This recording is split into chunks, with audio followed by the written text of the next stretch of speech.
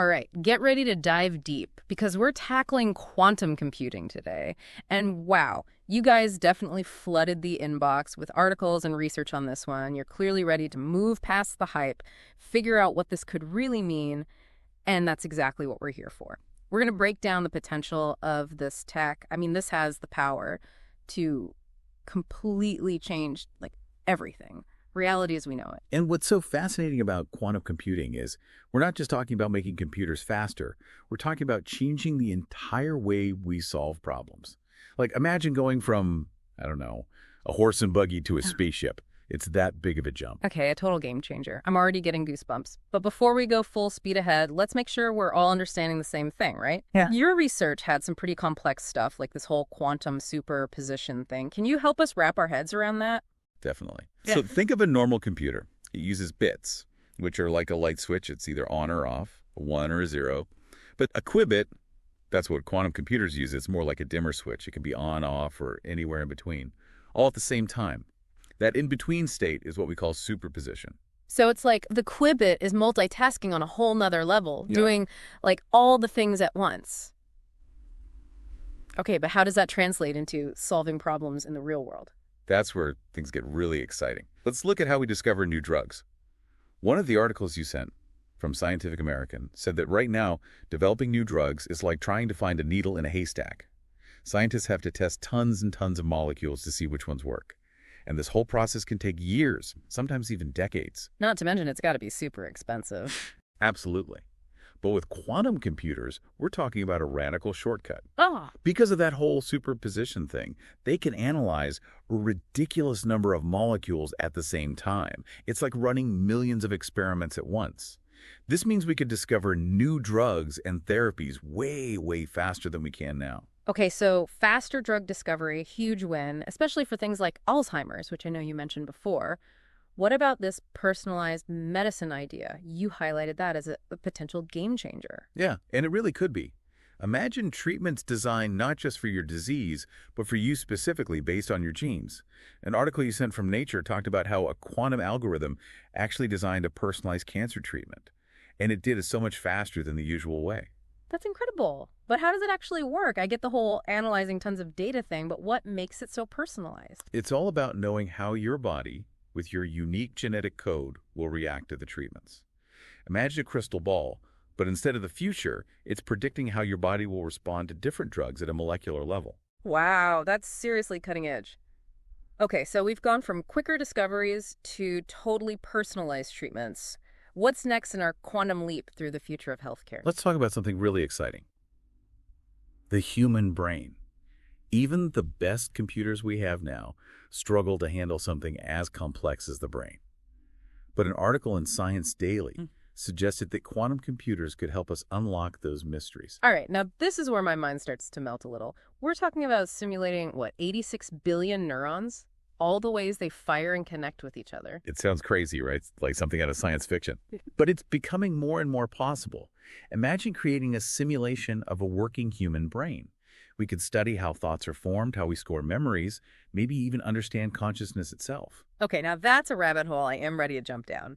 But before we get too lost in the possibilities, let's switch gears to another area where quantum computing could have a huge impact: energy.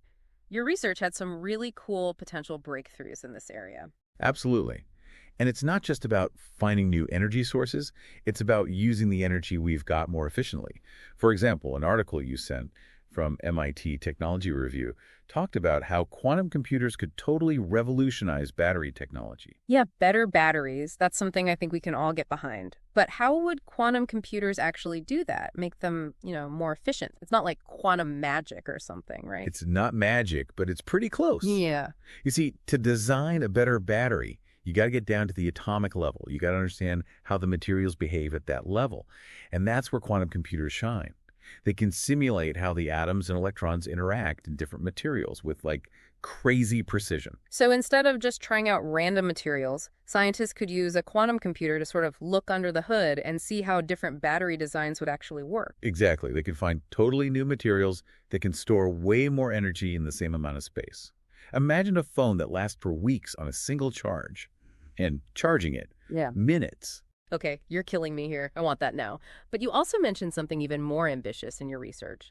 Fusion power. That always seemed like a distant dream, but are you saying quantum computers could make it a reality? Fusion power, what powers the sun has always been this holy grail of clean energy. Yeah. But actually achieving it here on Earth, that's incredibly hard. Yeah. It means controlling this superheated plasma at millions of degrees. It's really pushing the limits of what we can do with current technology. Yeah, I can only imagine. So where do quantum computers fit into this whole, fiery equation? One of the biggest hurdles with fusion power is keeping that plasma contained. You got to keep it stable and controlled for long enough for fusion to happen. And it turns out quantum simulations, they could be a game changer here. They can help us design way more efficient ways to do that. So we could use a quantum computer to create a virtual fusion reactor. Right. And test different designs, figure out the best way to control that plasma. You got it. And the coolest part, unlike a real-world fusion reactor, this virtual one, zero risk of meltdowns or any of those catastrophic failures. Yeah, that's a good selling point. But let's shift gears a bit, move away from energy. When I think quantum computing, my brain goes straight to sci-fi, teleportation, time travel, all that good stuff. And while I know those are still far-fetched, your research did mention some things that feel almost as futuristic. Yeah, I know what you mean. It's easy to get carried away thinking about the possibilities, right? Yeah. And honestly, some of what quantum computers might be able to do does sound like something out of a movie. Like what? Give me an example. How about a world where we can predict earthquakes? Or when a volcano might erupt? And do it with, pinpoint accuracy. Okay, now that is a game changer, especially for people who live in areas where those things are a risk. But how would quantum computers even make that possible? It all comes down to data, right? Predicting earthquakes, you need to analyze massive amounts of geological data, everything from, seismic activity to how the ground is shifting. I can see how that would be overwhelming, even for a supercomputer. Exactly. But quantum computers, they eat complex patterns in huge data sets for breakfast. They could find those tiny clues, those precursors to earthquakes that we might miss otherwise.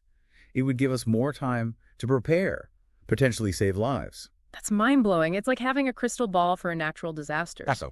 But you also had this term in your research, quantum cryptography. Sounds seriously futuristic. Oh yeah, quantum cryptography. It uses the principles of quantum mechanics, but for encryption, creating codes that are basically unbreakable. Okay, now you're talking my language. I think we're all kind of tired of hearing about data breaches and all these cybersecurity threats, but how does it actually work? It uses this mind-bending thing called quantum entanglement. Picture two particles linked together. But here's the kicker. Even if they're light years apart, what you do to one instantly affects the other. It's like they have this secret communication channel impossible to eavesdrop on. Hold on, my mind is officially blown. So if someone tried to intercept this quantum encrypted message, it would be like, what, setting off an alarm? Both sides would know. Exactly. Just trying to look at those entangled particles would change them, and boom, the jig is up. Someone's listening in. That's incredible. It's like the security system is built into the universe itself. It's wild, right? And the best part is, it's not just a theory. Quantum key distribution, that's one form of it, is already being tested. Some secure networks are even using it. Wow. So the future of cybersecurity might be quantum. But while we're on the topic of the future, your research also went deep on quantum computing's impact on artificial intelligence. That's a hot topic these days. For good reason. Quantum computing could completely turbocharge artificial intelligence, beyond what we can even imagine right now. Okay, before we go too far, can you remind us, how would quantum computers actually make AI smarter? Well, right now, AI is limited by how much data it needs to process to learn, right? It needs tons of it.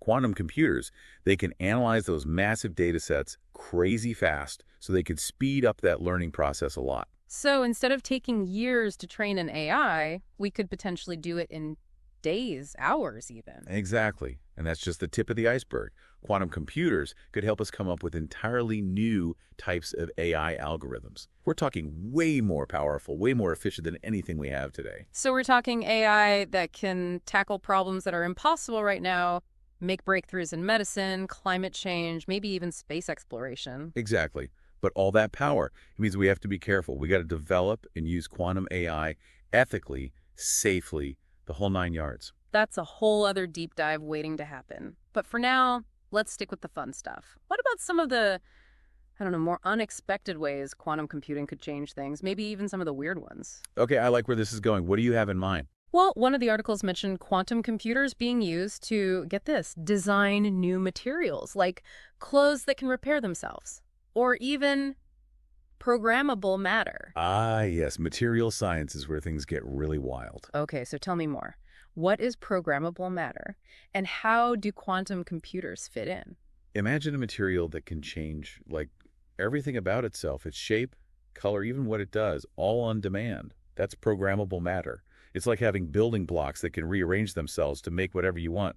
Think, I don't know, clay that morphs into anything. Okay, that's straight out of a sci-fi movie. Seriously, though, how would quantum computers even make that a thing? To design something like that, you need to understand how atoms and molecules work together. Like, really, really understand it. It's like trying to build a house, but instead of bricks, you're using grains of sand. That's a pretty wild analogy. And that's the level we're talking about here.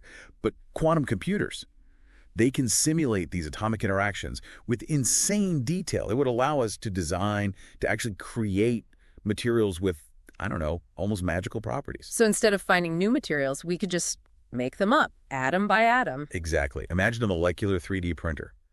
We could create materials for whatever we need. Yeah. The possibilities are endless. No kidding. Okay, before we get too lost in a world of self-healing clothes and like shape-shifting furniture, let's come back down to Earth for a sec. You mentioned earlier that quantum computing could change how we understand the universe itself. It's true. Quantum computers, they could revolutionize, well, pretty much everything. Astrophysics, cosmology, all of it. They could help us unlock the biggest mysteries out there. Okay, I am all ears. Give me that cosmic knowledge. Well, for starters, they could help us finally understand dark matter and dark energy. You know, that mysterious stuff that makes up most of the universe, but we still don't really know what it is. Right, the big cosmic question marks. But how could a quantum computer help us figure those out? It all comes down to simulating, modeling. Quantum computers could create these crazy detailed simulations of the early universe.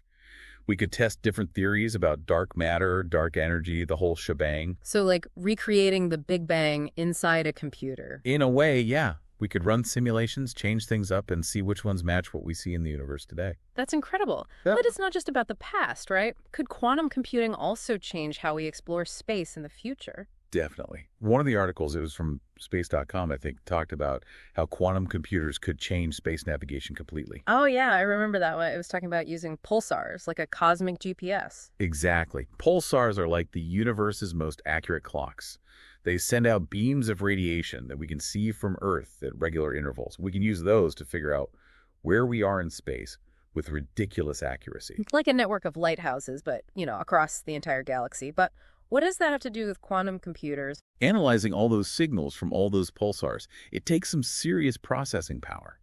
And the further we go out into space, the harder it gets. Makes sense. But quantum computers, they're made for that kind of challenge. They could give us the navigational precision we need to explore, well, anything, even beyond our own solar system. So you're saying quantum computers could be our ticket to interstellar travel. That is seriously mind-blowing. It could happen. But even if we never invent faster than light travel, quantum computing will definitely change how we see the universe, how we understand our place in it, all of it. Okay, gotta be honest.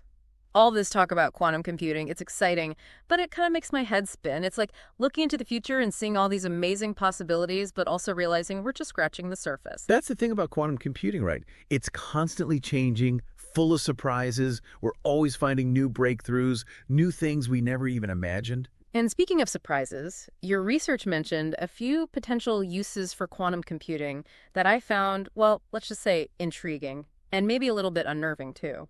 Like what? One article talked about using quantum computers to simulate, well, reality itself. Ah, yes.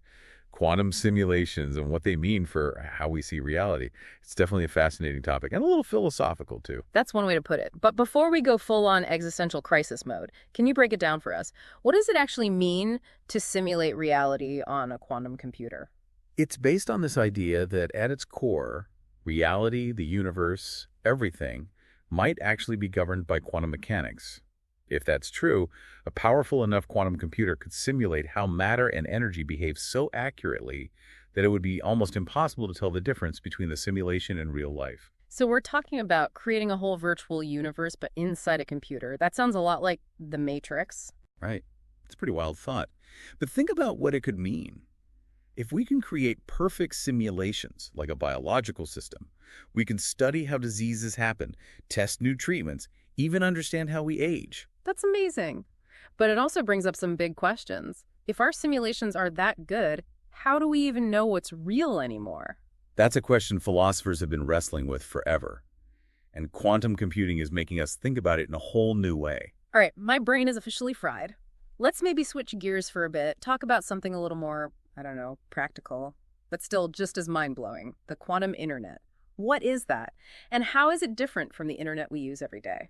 Imagine a network that's not just faster, like ridiculously faster than what we have now, but it's also virtually unhackable. That's the promise of the quantum internet. Okay, I'm sold. No more buffering videos, no more worrying about my data. But for real, how would it even work? We're talking about connecting quantum computers across a network using those entangled particles we talked about earlier. Information would be sent securely and instantly. So instead of regular bits, we'd be sending these entangled qubits, which, if I remember correctly, are impossible to intercept without setting off alarm bells. You got it. And since these particles can, at least in theory, communicate faster than light, the quantum internet would have none of that lag we're all used to, especially over long distances. That's a game changer. It would revolutionize how we communicate, how scientists work together, everything. Absolutely. But actually building this quantum internet is a huge, huge undertaking. It needs breakthroughs in quantum computing, communication, materials, science, you name it. Sounds like we've got our work cut out for us. But with all this talk about what quantum computing can do, it's easy to forget that there might be some downsides too, some challenges we got to figure out. You're absolutely right. And it's super important that we tackle those challenges head on, ethically and carefully. All right, so let's talk about those challenges. What are some of the potential downsides of this whole quantum revolution? All right, so let's talk about those challenges. What are some of the potential downsides of this whole quantum revolution? Well, one of the biggest ones right now is just how hard it is to build these quantum computers and then to scale them up, make them bigger and more powerful. We're talking about controlling tiny, tiny particles like atoms and photons. And those things, they're not exactly known for being cooperative. So it's like what? Trying to build a house of cards, but in the middle of a tornado, one little thing goes wrong and the whole thing falls apart. That's a pretty good way to put it. Keeping those quantum states stable is a huge challenge. You need super cold temperatures, shielding from any kind of interference, and a whole lot of brain power. Seems like we've got a ways to go before we're all walking around with quantum computers in our pockets. But even if we do get there, there are other things to worry about, right? Like what happens to jobs, to the economy? That's definitely something we need to be thinking about.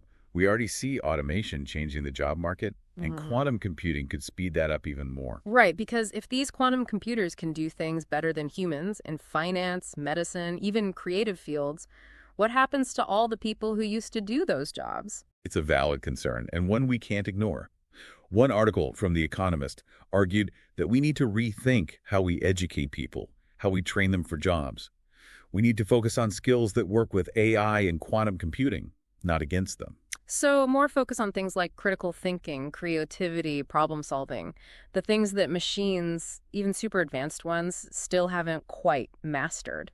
Exactly. We need to make sure people have the tools to thrive in a world where AI and quantum tech are everywhere. Makes sense.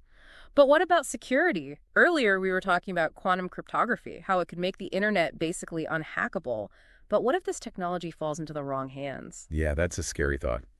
And it's something security experts are already losing sleep over. A lot of our digital world right now, it depends on encryption that a powerful quantum computer could break, no problem. So you're saying online banking, government secrets, everything could be vulnerable to quantum hacking? It's a possibility we have to take seriously. That's why there's this big push to come up with quantum-resistant encryption. One idea is something called post-quantum cryptography, basically. Algorithms that even a quantum computer would struggle to crack. So it's like a race, right? The good guys and the bad guys, both trying to outsmart each other with quantum technology. That's one way to look at it. Yeah. But beyond these specific challenges, there's an even bigger question. Is it ethical? Do we really want to unleash this much computational power? It's not enough to just ask, can we do this? We also have to ask, should we do this? What kind of ethical dilemmas do you see with quantum computing? Well, for one, who gets access? Will this technology widen the gap between the haves and have-nots, or can we make sure everyone benefits? It's like any powerful tool, right? It can be used for good or bad. It all depends on who's holding it and what they decide to do with it. Exactly. And that's why these conversations are so important. We need ethicists, policymakers, everyone really, to help shape how this technology unfolds. Because at the end of the day, it's not about the technology itself, it's about people. It's about solving problems, making lives better, creating a better future for everyone. Couldn't have said it better myself. Well, I think that's a good place to wrap things up for today. We've gone deep down the quantum rabbit hole. We've talked about the mind-blowing science, how it could revolutionize everything. Medicine, energy, the universe, even the way we think about reality itself. And let's not forget those challenges, the ethical questions we need to answer. This is powerful stuff, and we need to be careful with it. Absolutely. It's been an incredible journey, and I really think this is just the beginning. The quantum revolution is just getting started. Oh, for sure. This field is full of surprises. I can't wait to see what comes next. And to our listener, we hope this deep dive has left you, well, maybe a little overwhelmed, but mostly just full of wonder about what's possible. Keep learning, keep asking questions, and whatever you do, don't be afraid to dive deep.